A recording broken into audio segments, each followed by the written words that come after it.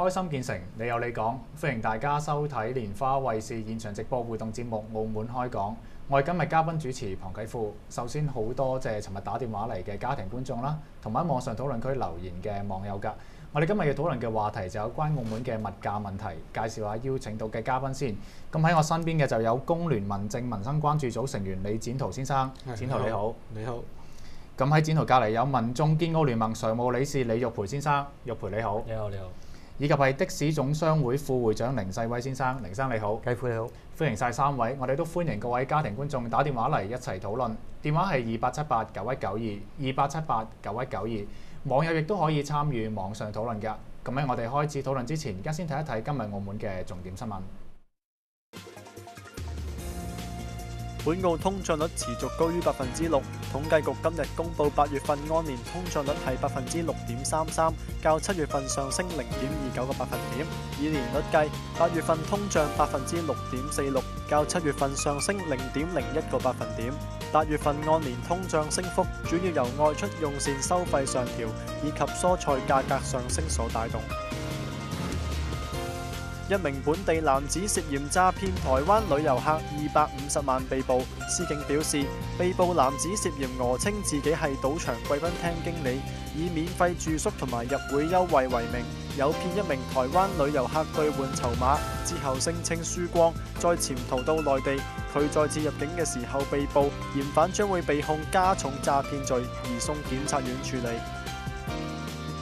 教育暨青年局舉辦首屆青年論壇，兩岸四地嘅專家學者共同探討青年發展，配合已經開展嘅澳門青年政策2012至2020公開諮詢收集意見。教青局局長梁麗表示，青年已經成為推動社會發展嘅重心，創造適當條件同埋環境，讓青年嘅優勢同埋潛能得以發揮。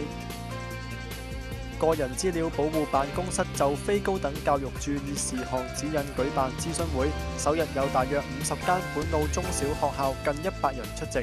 個資辦表示，非高等教育機構處理嘅個人資料，大多數涉及未成年人同埋敏感資料，指引可以讓非高等教育機構更加好同埋更合法處理個人資料，減少糾紛。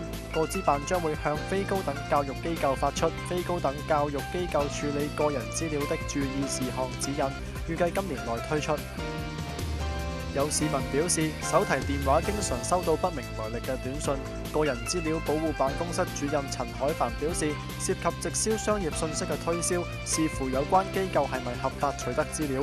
如果市民唔能夠確認發送信息嘅人士或者機構身份，可以行使反對權，透過回覆短信或者口頭信息，向對方表明唔願意再接受有關信息，或者向個資辦反映有關情況。如果對方唔理會繼續發信息，就違反咗個人資料保護法，有關機構或者人士會受到處罰。歡迎翻到嚟節目現場，你而家收睇緊嘅係蓮花衛視現場直播互動節目《澳門開講》。我哋今日探討嘅就有關澳門物價嘅問題，歡迎各位家庭觀眾打嚟一齊討論。電話係28789192，28789192。網友亦都可以參與網上討論㗎。我哋而家先睇下今日網友有咩意見先。咁有網友講到咧，就話其實只要解決食呢個問題，就可以大大改善生活水平啦。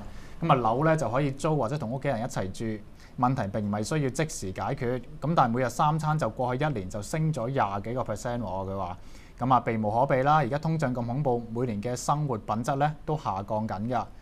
咁啊仲有網友講到咧，話香港啱啱公布嘅通脹就3.7個%，國內就大約2%。咁啊，陽光政府最緊要就 GDP 升 ，CPI 咧就話之嚟啊。咁啊，仲有網友講到話好簡單，打破壟斷就唯一可以做嘅事，咁啊跟隨我哋嘅祖國建立呢個反壟斷法就得啦。咁啊睇完網友意見，或者我哋都睇一睇新聞片段有關澳門嘅通脹問題。統計局今日公布澳門8月綜合消費物價指數為117.82，按年上升6.33%。升幅主要由外出用膳費用同埋蔬菜價格上調所帶動。有市民話：而家到街市買餸500蚊轉一個圈就冇咗啦。即係其實而家菜事實又好貴嘅，貴咗即係成幾倍咁樣子。好似你買緊菜心咁樣子，成20蚊差唔多20蚊先買到一斤多啲咁嘅菜心，係咪先？太離譜咯，貴得我就覺得。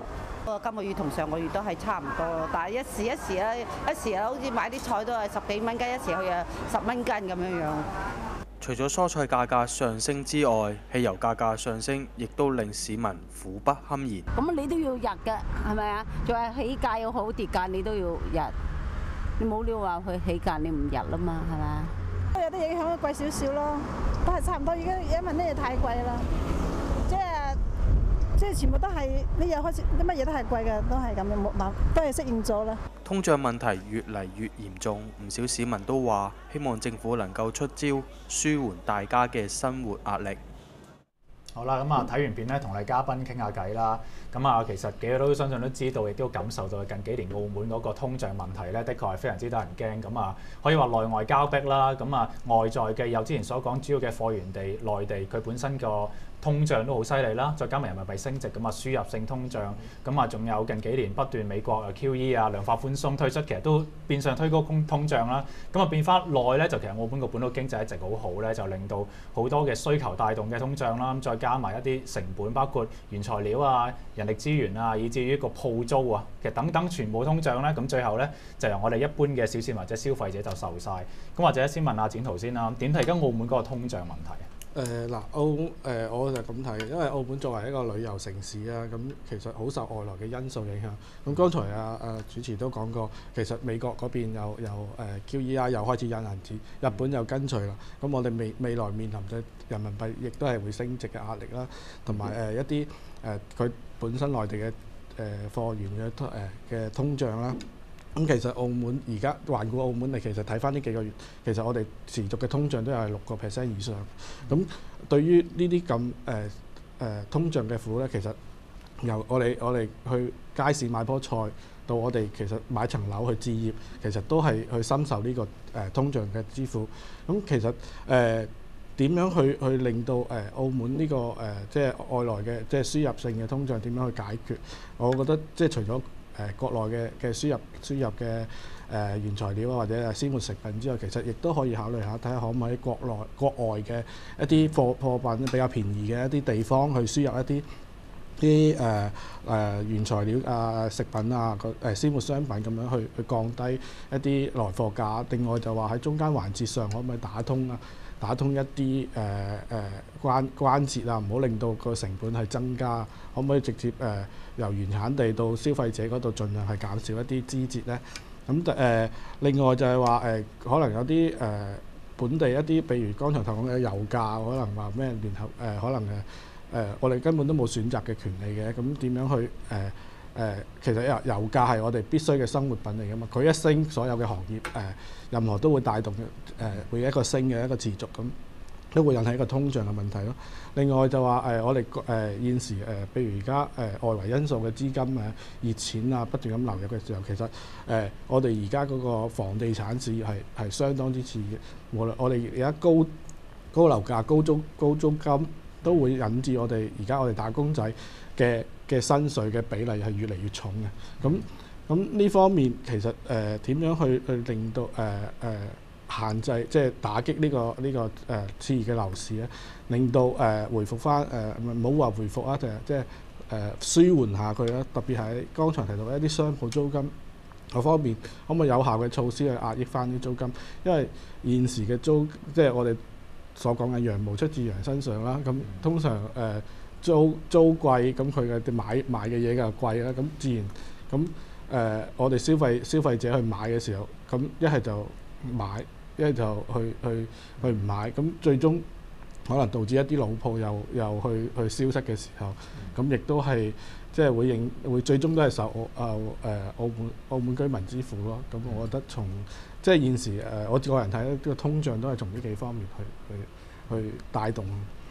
好，玉培點睇而家澳門個通脹？其實而家我哋成日都講就話通脹猛如虎咧，咁我覺得而家呢個説話絕對係冇錯嘅，絕對係啱嘅。咁或者即係話唔單止話以前我哋成日都講就係以前嗰個嘢貴咧，通常都係集中喺一啲中下階層嘅一啲比較貧困嘅一啲民眾身上。咁但係而家我哋睇到咧就係話呢一個嘅通脹問題咧已經蔓延到咧我哋一啲中等收入嘅家庭嘅嗰個裏邊啦。咁所以其實我哋見到呢個通脹問題咧係相當之嚴重。咁其實我哋睇翻咧就係話，其實我哋睇翻我哋澳門嘅嗰個通脹率。咁如果大家有留意咧，就係話其實我哋嘅通貨膨脹嘅嗰個點幾時會出現咧？其實具體嘅時間都喺2004年先係出現嘅。咁其實大家都知道咧，就係我哋其實澳門2002年開始咧，我哋就開始要將我哋嘅賭牌咧，亦都係開放。咁所以其實喺2002年開始，其實我哋本地嘅經濟嘅增長咧，亦其實一直都係不斷去增加緊。咁因此咧，就去到2004年嘅時候，其實已經見到咧，我哋嘅通貨膨脹已經開始出現正數啦。咁而去到2007年嘅時候咧，如果以前我哋澳門人都知道啦，以前我哋嘅葡紙咧係貴過人民幣嘅。咁但係由幾時開始，我哋嘅葡紙越嚟越唔見使咧？就喺2007年嘅時候咧，就係我哋澳門嘅100蚊，原來發覺原來係換唔到人民幣100蚊嘅喎。咁而2008年我哋見到咧，就係話喺我哋嘅通脹率裏邊咧係達到8.6%嘅。咁喺其實由2004年到2008年咧，其實呢段時間裏邊咧，正係咧澳門本土嘅經濟係發展得非常之快。咁但係點解我哋見到2009年嘅時候咧，我哋嘅通脹率亦都有所下降咧？就係因為喺2008年嘅時候咧，就爆發咗一個環球嘅一個經濟危機，同埋嗰陣時咧，中央政府亦都啱先咧，就係對於我哋本地一啲自由行咧係有所限制。咁所以你可以見到由2009年開始咧，我哋通脹雖然係開始回落，咁但係去到而家啦，我哋去傾我哋嘅通脹問題咧，我見到佢嗰個升幅咧係一直咧係穩步向上。穩步向上，咁其實我哋喺國際上面亦都有個慣例嘅，就係話我哋以嗰個 CPI 3% 咧係為之一個警戒線嘅，咁即係話2至3% 咧係一個可以容忍嘅一個咁樣嘅比率，咁但係如果超過嗰3%咧，甚至即係話去到5% 咧，我哋一定要政府即係當局咧要有啲有效嘅措施咧，係令到我哋本地一啲消費物價要有所控制。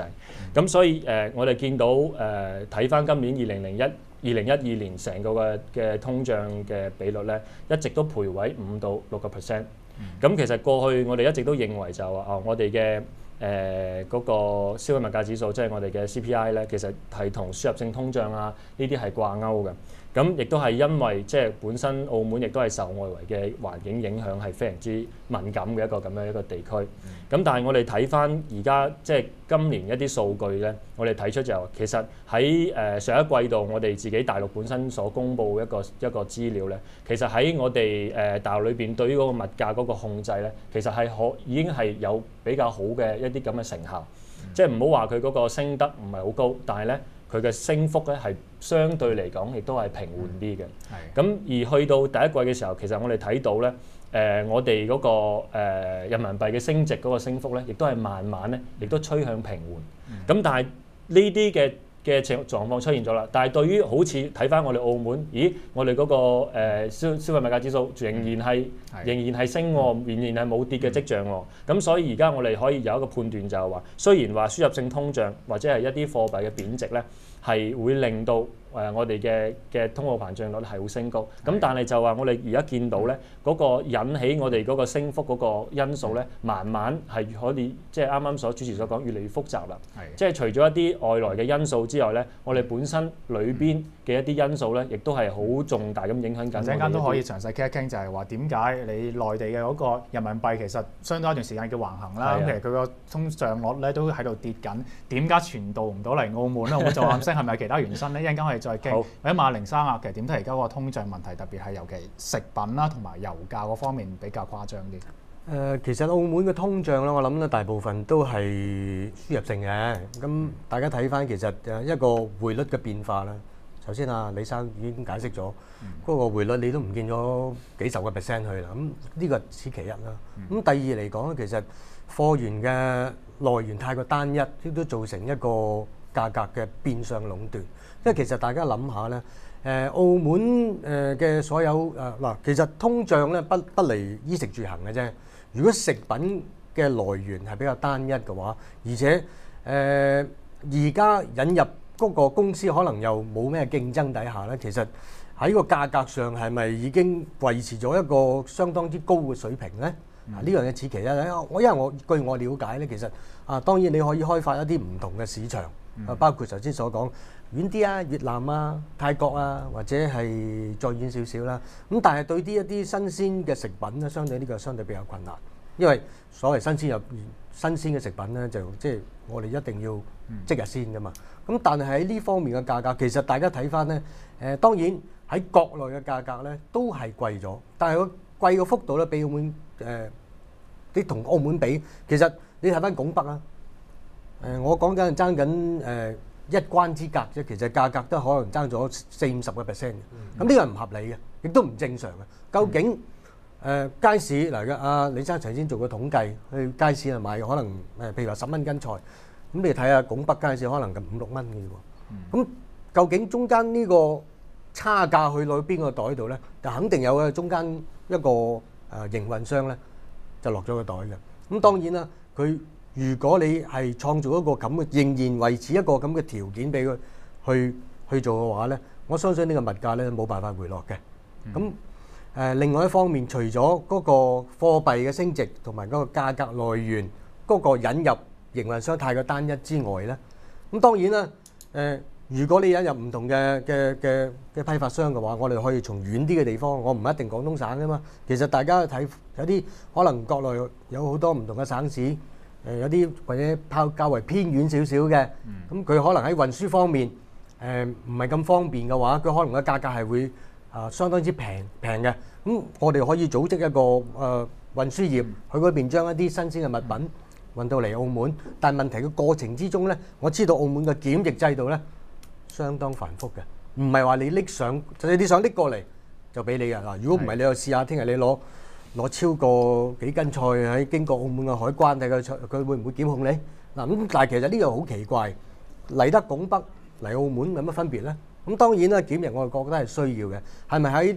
喺呢方面嘅程度方面係咪需要稍為簡化啲或者優化少少呢個程序，使到一啲想引入一啲平價食品嘅商人又好，中小企好，能有個機會引入一啲相對有競爭力嘅食品，我諗對成個市場、對澳門或者對嗰個通脹咧，都好有幫助嘅。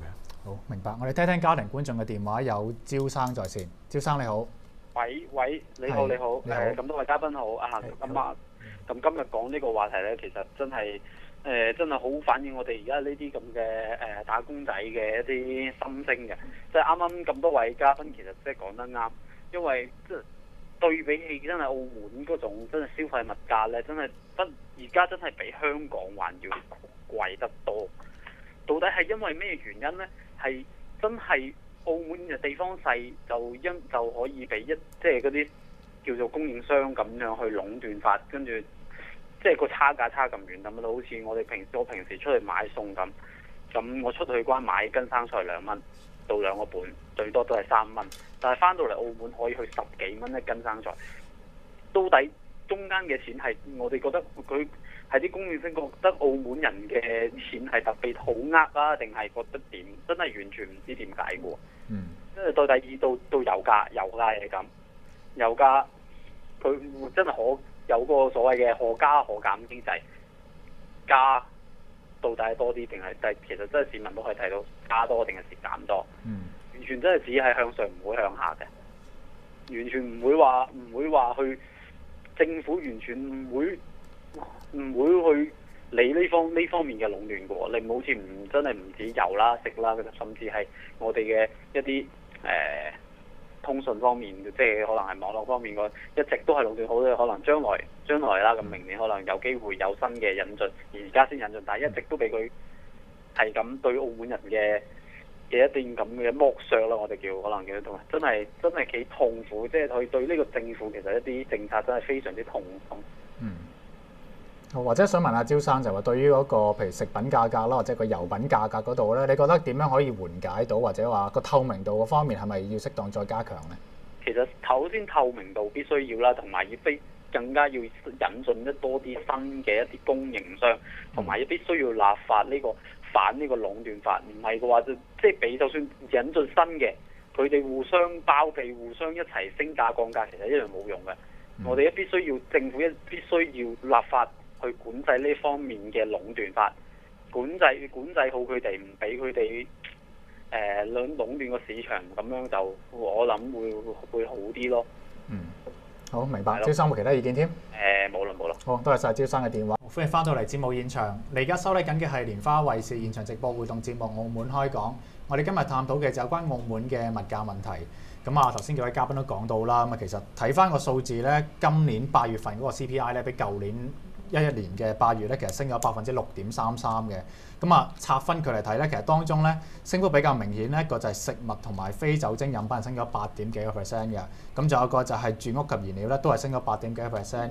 咁啊，頭先大家講過有啲關於食品嘅問題啦。咁或者麥玉培嘅點睇而家澳門個食品所帶嚟嘅嗰個通脹，特別係其實近年政府都吸收民間嘅聲音啦，都話出去開拓貨源啊，帶好多企業家去唔同嘅省市嘅地方度睇。但係好似只聞樓梯響嗰個實質成效唔係好明顯喎，你點睇咧？其實我個人嚟講，我非常之認同啱啱即係嗰位觀眾所提出一個問題，就係對於嗰個價格嗰個透明嗰個掌握度去到邊度？嗱，好似我哋今日咧，我哋攞翻北區最主要嗰啲街市嗰啲價格，咁啊包括祐漢街市啦，亦都係包括我哋紅街市啦，同埋包括我哋台山街市。咁我哋假設佢哋係以同一種即係都喺我哋嘅批發市場去攞貨啦。咁但係你見到咧就係話，佢對於唔同食品嗰個價格嘅定價咧係出現好大嘅波幅嘅。咁我哋睇翻就我以一個家庭啦，3個人，如果2餸1湯嚟到睇咧，我需要當然我要有菜心，我有蔬菜啦，咁我又有瘦肉、雞肉或者係有一啲魚咁樣去作為即係2餸1湯咁樣嘅構成。咁但係你見到咧就係話，對於例如假如我好睇就係菜心嗰方面咧，喺祐漢街市嚟係最平嘅，佢係10蚊一斤。咁但係去到紅街市咧，佢可以賣到14蚊一斤。而瘦肉咧喺祐漢街市咧係30蚊一斤，但係佢去到紅街市咧已經可以係賣到42蚊一斤啦。咁其實呢一個係表明咗啲咩咧？其實一方面咧，啱啱主持人都提到開拓貨源係其中一個好重要嘅一個因素。咁但係對於一啲貨物入到嚟澳門啦，點樣喺個中間環節裏邊咧，由批發商去到零售商呢一個中間裏邊，點樣可以做到嗰個價格定出嚟咧係合理？佢嘅利潤係合理又係管制，呢個第一個。第二個咧就係話，雖然好多嘅可以開拓唔同嘅貨源啦，即係啱啱好多嘅即係2位嘉賓都有講到，我哋可以去唔同嘅地方攞貨。咁但係入到嚟之後嘅批發商，如果只係得一個嘅話咧，始終嗰種競爭咧都係雖然好多嘢入嚟，但係攆住個喉嚨。咁所以如果另外一樣嘢可以做嘅就係話，喺批發商即係引入一啲代理商嘅時候，我哋可以多開放呢一個制度咯。即係好似我如果係一個合法嘅代理商，我又可以喺唔同嘅即係當然係合格檢疫咗嘅一啲貨品啦，入到嚟澳門嘅時候咧，咁佢嗰個競爭機制啊，佢先可以形成嘅。咁如果唔係嘅話，唔同嘅貨源嚟到澳門，但係同一個代理商嘅話，其實都係做唔到應該做嘅嘢嘅。呢個係第二個。第三個咧就話其實亦都有人去提到就其實公澳一啲蔬菜咧，都係一啲嚟自內地一啲好即係叫做比較好嘅一啲場地一啲特供嘅產品。咁但係其實我哋去回想翻去思考一方面就其實而家好多嘅貨品，即係一啲北區嘅家庭，佢都要去大陸去攞貨。咁你估得呢個係安全啲啊？定係話我哋將嗰個特供係咪真係要特供咁靚咧？係咪可以就話優質啲就已經係 OK 啦？即係變咗就係話其實唔一定話澳門嘅人咧就食淨係澳門嘅菜場，其實可以就係一個優質嘅菜場，一個係檢疫合格嘅菜場，其實都可以係入到嚟澳門。咁我覺得呢3方面係可以做多啲嘢咯。對於食品嘅價格嘅調控嗰方面。展圖點睇啊？我個人認為啦，嗱喺鮮活商品嗰度啦，其實居民一直都喺究竟供應、批發嘅價格中間嘅環節同埋定售價嘅機制嘅信息全部都唔清楚。咁你哋點樣去即係作為我一個居民去買棵菜，起碼我都清晰晒呢啲原來嘅成本咁多，原來我買呢棵菜就係咁多成本。但係而家冇任何，所以我都好贊成頭先嗰位聽眾觀眾講話要增加透明度。第二樣嘢頭先講話一啲特供嘅特別，即係佢哋有個公澳嘅蔬菜係有個即係特別要簽合約嘅呢個範圍嘅嘢全部係錯。咁我覺得呢個係我自己個人認為係究竟係我哋係優質啲，即係我哋食嘅嘢係要保持一個質，即係好似阿玉培兄咁樣嗰個質量啦，定係我哋要以健康同埋佢嗰個檢疫嘅去確定呢個菜係得唔得？另一方面其實就話喺澳門嘅批發嗰度嘅機制上面係咪可以有啲改善？而家民主話可以開拓一個新嘅批發市場，咁究竟我哋係咪一定要入到批發市場嘅菜出翻嚟，或者我哋要進駐裏邊，我哋先可以去做一啲即係批發出去啲菜咁樣？咁究竟我始終都認為係話減通你嘅中間環節，避免一啲過多嘅價格嘅成本，咁最終回歸翻消費者嗰個合理嘅水平咯。好，聽聽家庭觀眾嘅電話，有袁生在線。袁生你好，主持你好啊，兩位嘉賓。咁樣啊，關於通脹嗰個問題咧，我着重都提下啲物價問題嘅啫。咁而家咧，尤其係蔬菜嘅問題咧，同埋啲肉食嘅問題咧，我哋前段時間咧，關於個通脹嘅問題嘅消費者咧，我哋都提過。我哋可唔係可以有一個辦法喺大陸嗰度設立一個農場咧，咁樣，又或者一個養雞場啊，或者係即係總之係就係屬於肉類嗰啲啦嚇。咁咧，我哋可以通過內地嘅檢疫啊，各方面嘅嘢咧，專到為我哋澳門嘅市場服務嘅咁樣。咁再加上嚟講，上面嘅人工又平啲，又平咯。咁第二個咧就地理環境又好咯。其實嚟緊呢啲咁嘅嘢咧，我哋特區政府可以取代嘅。但係我之前咧都提過呢個問題啊。我哋抗通脹係有多元化，你點去叫多元化咧？你係嘛？即係你特首講過多元化發展，你首先連個居民嘅生活你都未去搞掂。首先就第一個問題先啦。第二個問題就話咧，你本身即係話咧，我而家係似乎睇落去咧，我份人工係高咗啊，但係咧，但其實咧嗰個消費咧仲比以前啊，可以咁講咧，相比之下唔好講買樓，如果講買樓好羞恥㗎啦已經。我就唔想話佢局長再講呢樣嘢㗎啦，因為早嗰兩個節目之前咧，我亦都講過㗎啦嚇。咁我就講翻啲衣食住行嘅嘢先啦。住就暫時停喺度唔講住啦，係人眾所周知㗎啦。買唔好話年青人啊，老人都買唔起㗎啦而家。咁但係問題我哋而家咧必須係話咧解決咗日理生活嘅嘢先。咁第一個咧，我哋係咪剛才按照我哋嗰個方法咧，好喺短期內之內咧？喺大陸嗰度溝通下，雖然我哋同司法嘅作用唔係好大嘅，其實，但係我哋咧為民生嘅生活咧，一定要起到啲作用嘅話咧，做啲實事求是嘅嘢，比較客觀地面對一下啲嘅市場，真係讓市民去剩翻啲錢，能夠買翻啲高價樓，係嘛？咁都叫做有啲作用啊嘛。既然佢冇本事，即將啲樓壓得落嚟咯，咁我哋咪喺食嗰度食少啲咯，寧願即係平啲咯。咁呢個問題都可以有得解決嘅辦法，唔係冇出路嘅有嘅。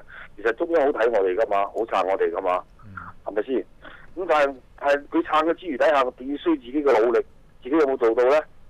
係我哋呢個政府有冇問責到呢個問題咧？咁樣係嘛？我等等一系列嘅嘢，咁所以今晚咧，我想要講嘅嘢就係咁多先。咁但係咧，其實咧就係辦法係有嘅，佢亦都有嘅。問題我哋係提出嚟有冇用咧？咁樣就仲係就睇翻佢哋嘅決策啦。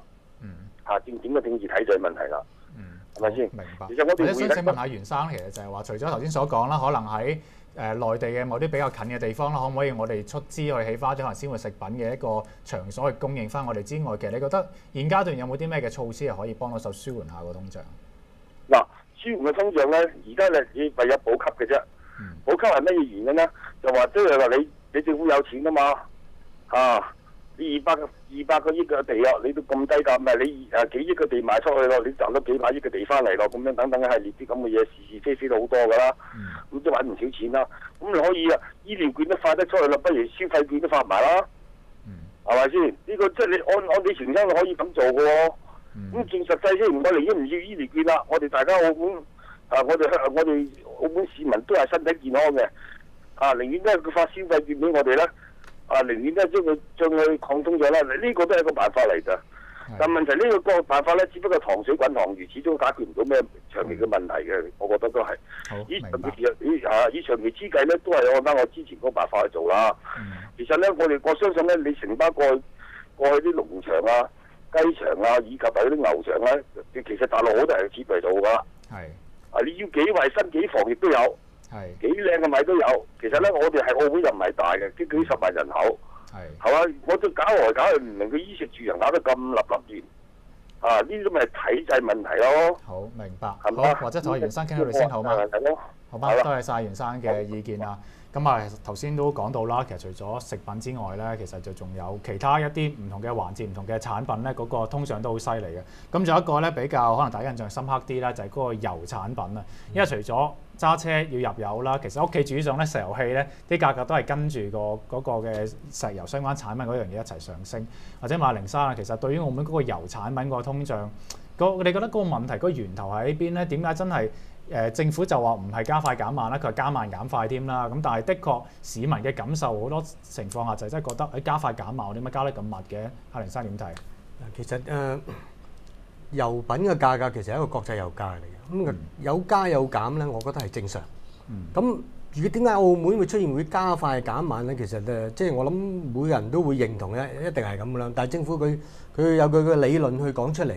咁但係我請問咧，嗱喺今年嘅8月咧嘅油價咧，喺30日之內咧升咗5次嘅，咁總共係升咗差唔多接近有7%。咁呢樣嘢就唔合理嘅。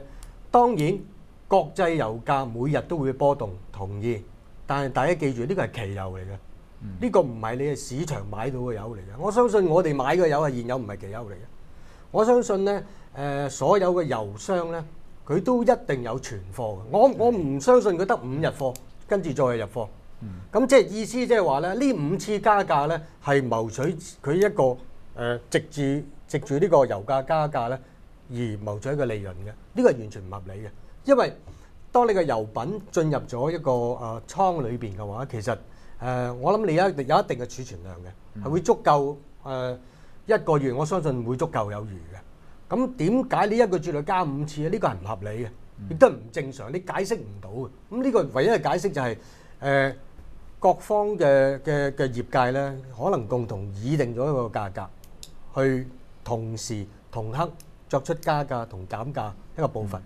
而呢一方面咧，喺政府嘅態度裏面咧，其實佢又冇去監管，我相信冇咧，佢仲要講埋説話添啦，加慢減快添啦。我覺得呢個責任咧，完全係取決於政府嘅監察行為有冇做得好，呢個關把唔把得好。因為作為油商，當然啦，作為商人，我賺多啲，咁政府又唔理我，梗係做啦。講真啦，如果即係呢個即係平心而論啦。咁但係政府作為一個把關嘅人咧，其實因為電油啊產品啦，或者石油氣產品咧，非常之影響民生嘅。包括居民嘅出行啦，或者所有食肆嘅石油氣啊，或者一啲油渣產品啊等等。咁更甚嘅咧就係一啲職業司機。咁當然啦，油價高嘅時候我可以搭巴士，但職業司機唔得噶嘛，佢冇可能搭巴士嘅揾食噶嘛。咁當然佢只可以自己去吸收咗呢個咁嘅加幅。咁亦都係相對於係，我相信係唔合理同埋唔公道嘅。咁至於政府點樣去監管，其實我覺得呢個好簡單嘅道理嚟啫嘛。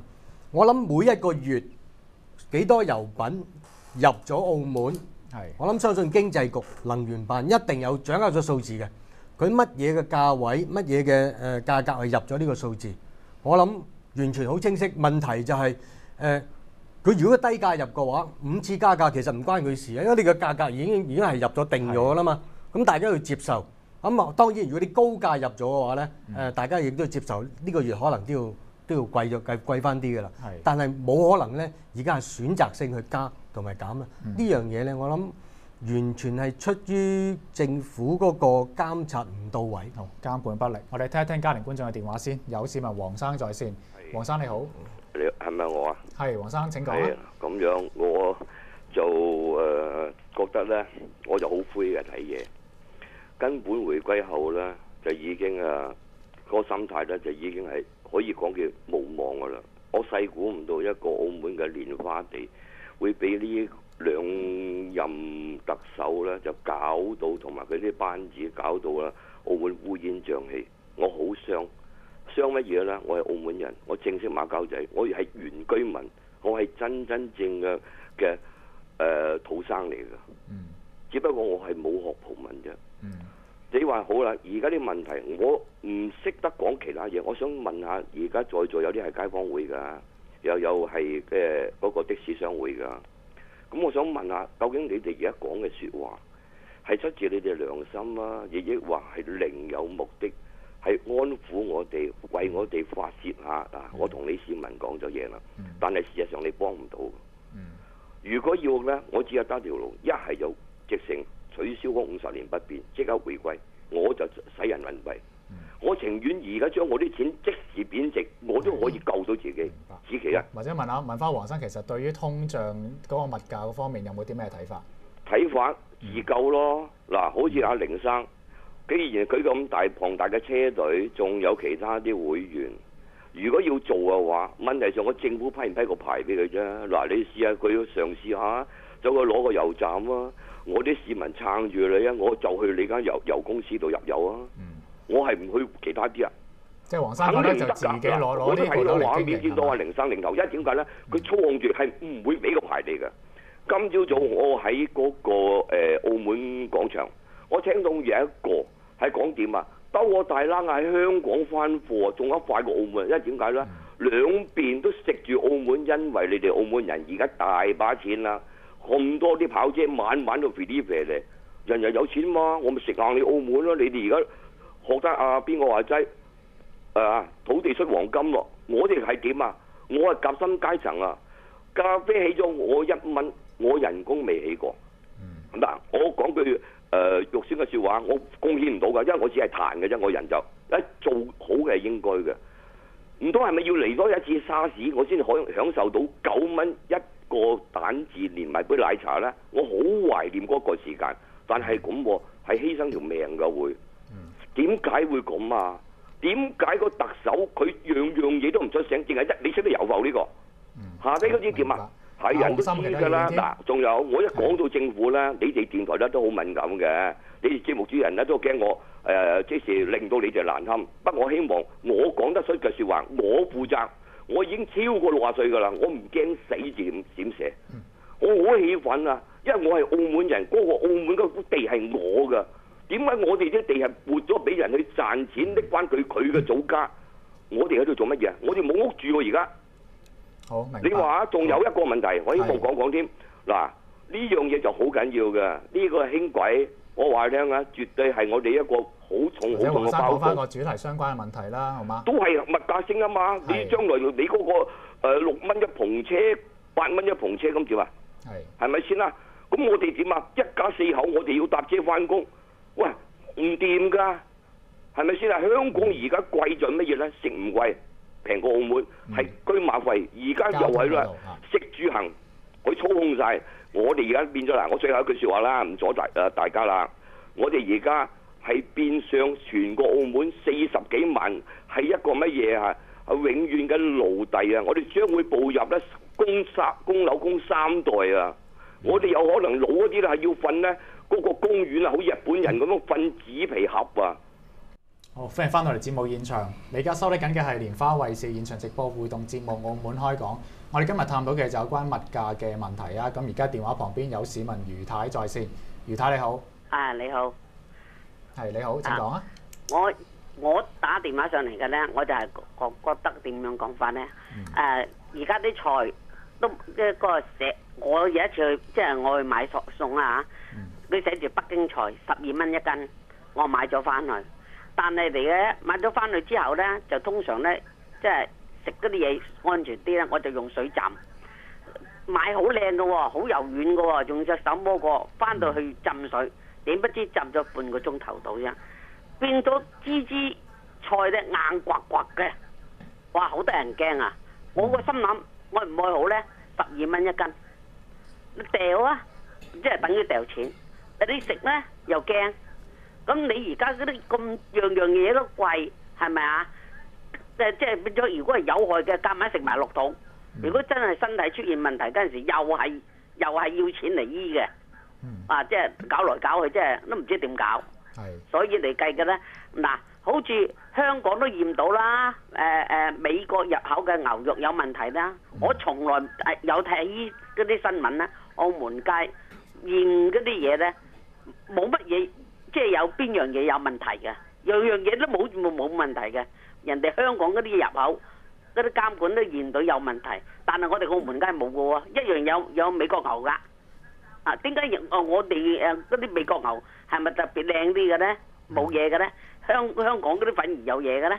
我就唔明啦。我希望啲嘢咁貴，我哋亦都要食得安心，身體係最緊要嘅健康。係啊，用錢買唔到㗎，何況而家啲嘢咁貴，係咪啱唔啱啊？係就希望政府咧嗰個即係點樣講咧？即係抽查嗰啲嘢咧，係即係點樣講咧？即係個檢疫嗰度做翻好啲，係啦，做同埋最翻好啲。緊要公佈翻俾我哋嘅市民知道有冇冇理由我驗到有冇問哋翻題。嚟做出嚟，即係針，哇！明明摸落去好柔軟啊，好靚喎，哇硬刮刮喎。你譬如你敢唔敢食啊？買咗條鱸魚翻嚟，以前鱸魚嚟計嘅咧，我哋係興煎完佢之後咧就放湯嘅。點不知煲出嚟以前係奶白色嘅，魚湯啊係奶白色，而家咧就好似黃泥水咁嘅色嘅一湯。你話啦，有冇問題？最緊要嗰個檢疫嗰度要加強，或者同阿余太傾喺度先好嗎？好。多謝晒阿余太嘅意見。咁啊，接住仲有林生在線。林生你好。係你好。係你好，請講啊。係啊，其實咧就好簡單。頭先有個姓黃嗰個觀眾佢講嘅嘢咧，我係有好多嘢係認同，不過佢可能表達得唔係咁清楚。而家個通脹咁情況咁嚴重咧，根本係政府同埋利益相關者，包括係澳門嘅南江行同埋珠江行兩間公司或者其他嘅利益相關者係夾手做出嚟嘅。因為由123事件167年暴動之後呢，當時中方就利用呢個供應良副食品嘅方法呢，鉗制澳葡政府呢，要佢喺政治上讓步。咁呢個係冇口非嘅政治鬥爭，我不嬲都冇乜意見。但係到咗後來政治問題已經淡化啦。就變成咗呢係南江同埋珠江兩間公司呢聯手呢係控制晒澳門所有嘅副食品，而澳門政府一路都冇做呢樣為呢樣嘢做出反應。回歸之後啦，已經完全唔存在政治鬥爭啦，存在嘅全部都係商業鬥爭。簡單嚟講就係唔俾任何人插足喺呢個良副食品裏邊經營，就永遠由呢兩間公司主控晒所有嘅物價。咁嘅情況之下，點會跌得落嚟呢？商人族嚟係天性嚟㗎嘛，冇錢賺。邊個做啊？賺少啲都唔願意啦。咁或者馬林生覺得點樣可以打破解決呢個問題咧？邊有可能會令物價降翻落去？係嘛？好似頭先阿凌先生講，因為嗰啲油公司係互相合作抬價，所以乜嘢？政府唔做嘢，我梗係要賺到盡㗎。我唔抬價，我點賺到盡啊？係嘛？而家咁嘅情況就係話，所有嘅利益相關者去綁架政府，政府咧又不作為。咁嘅情況，如果嗰個通脹可以降到落嚟咧，就等於係痴人說夢話。我就咁多啦。好，希望你哋嘉賓又好，市民又好反思下呢個問題。好，多謝晒林生嘅電話。今日繼續同我哋嘉賓傾下啦。頭先講到其實油價嘅嗰個問題啦，或者玉培點睇嗰個油價嘅問題？好，其實啱啱我作為自己，我就非常之認同咧。啱啱有家庭觀眾提到咧，關於有嗰個機制問題。咁但係傾個機制問題之前咧，我自己即係今日聽咗幾個觀眾所講，其實政府作為行政當局咧，真係要好好處理好咧嗰個主觀感受，同埋本身佢施政本身，當然你科學施政係冇問題嘅。咁但係真正市民喺個社會裏邊生活，佢嘅主觀感受係好重嘅。點解？即係啱啱先有睇咗啲數據，其實喺2007年、2006年，其實佢嘅 CPI 都唔低嘅，都5個 percent。咁但係點解我哋當時會覺得，咦而家即係當時嘅物價仲可以接受咧咁樣？咁但係而家我哋睇翻，我哋由2009年開始，我哋嘅物價指數亦開始向上升，去到今日啱啱先公布嘅仍然係6.幾個 percent 嘅時候咧，點解我哋好廣大好多嘅民眾會覺得而家即係嗰個生活係咁辛苦咧？其實好大嘅一個問題，我哋要睇到就係話，因為喺之前嗰個存在通脹嘅時候，我哋嘅人工都係上升緊嘅。即係可能我哋嘅人工嘅上升嘅比率，其實係可以 cover 到，即係可以覆蓋到嗰個物價嘅上升。咁所以，例如我係賺開5000蚊嘅，咦？我突然間賺1萬蚊或者11000蚊，咁你嘅物價上升對於我嚟講，我嘅感受會冇咁深啊。咁但係你睇翻而家澳門由今年年頭開始，佢嘅經濟發展係放緩嘅時候咧，變咗，咦？我人工又冇加咁多，但係你反而你嘅物價指數咧就不斷去上升緊。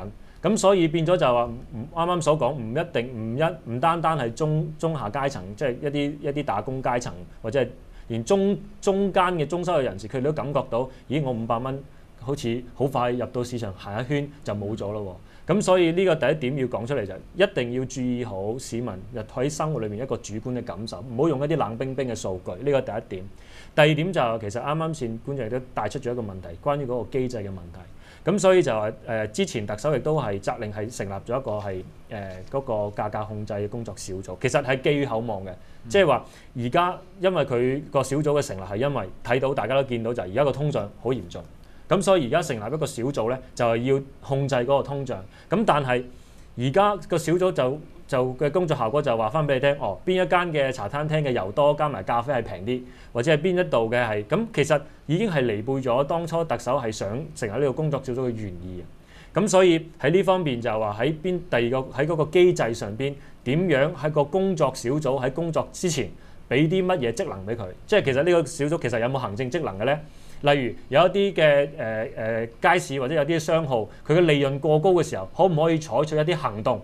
去令到控制到佢嘅利潤咧，咁當然我哋亦都話知道話澳門係一個自由經濟一個咁樣嘅一個市場，咁但係就係話對於一啲過分嘅超利潤去追求一個利潤一啲商家，我哋呢個工作小組可唔可以賦予佢一啲權利咧？係令到佢嘅利潤係喺個合理嘅空間裏面，即係唔係唔俾你賺錢，係你嘅賺錢嘅幅度咧應該係合理嘅。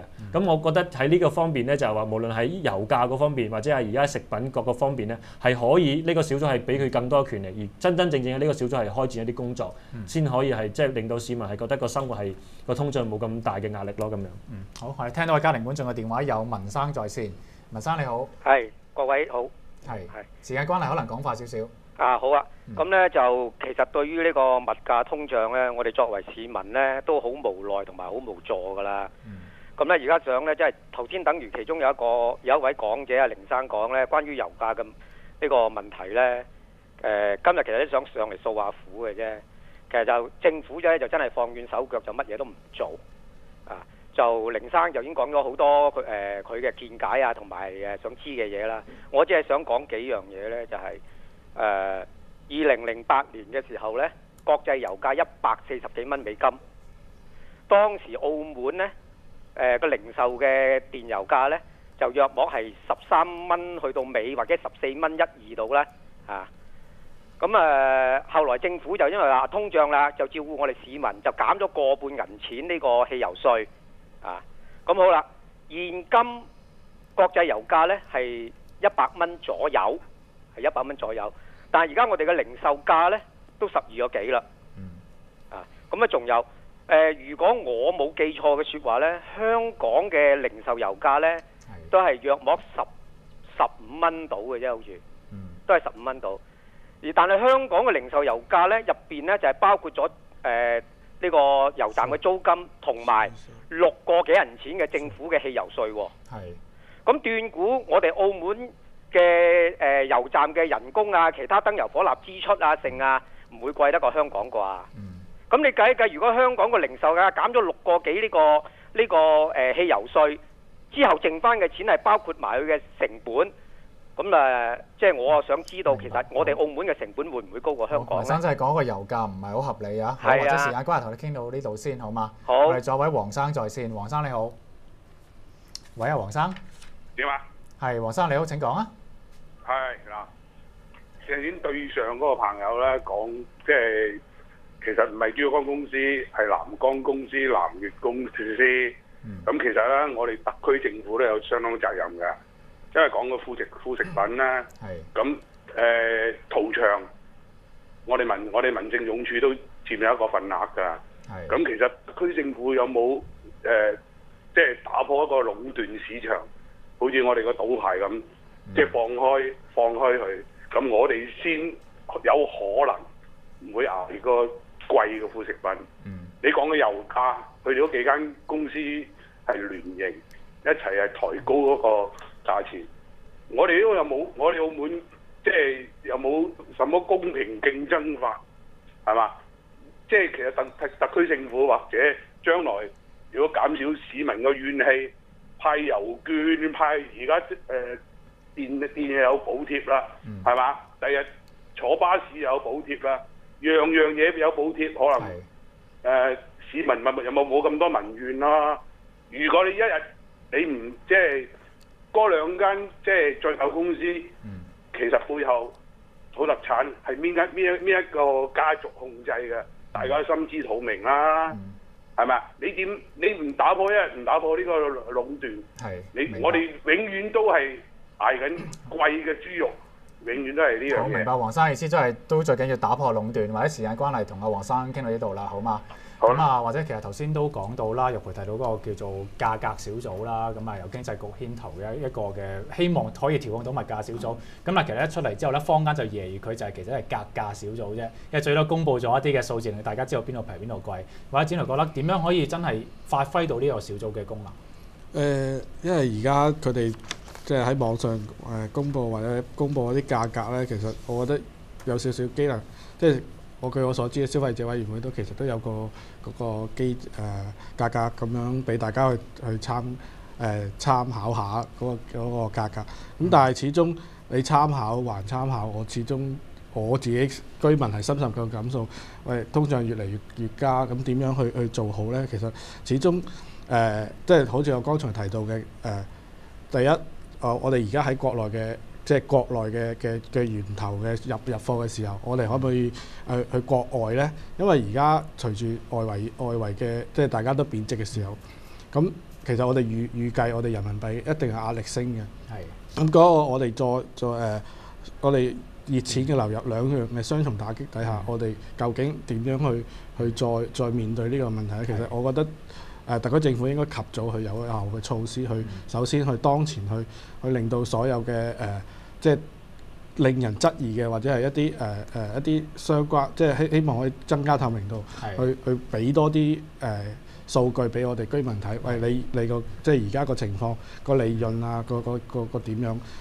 第二你就即係中長期你就要創設一啲有效嘅良性嘅機制，去令到我哋有即係一啲批發商好，佢哋零售商好，佢哋有一啲良性競爭，令到我哋消費者居民有一種可以有選擇權啦。而家連選擇即係你油價，你好似阿剛才黎生8月5次咁加價，咁我作為我哋居民，我哋根本冇得去抵抗。咁據我所知，其實亦都喺即係而家我喺呢個嗰個有個商法典裏邊，其實都有條其實控制壟斷嗰個法例，但係點解政府又唔去做呢個處理咧？咁其實都希望現階段去積極打擊呢樣嘢。好，明白。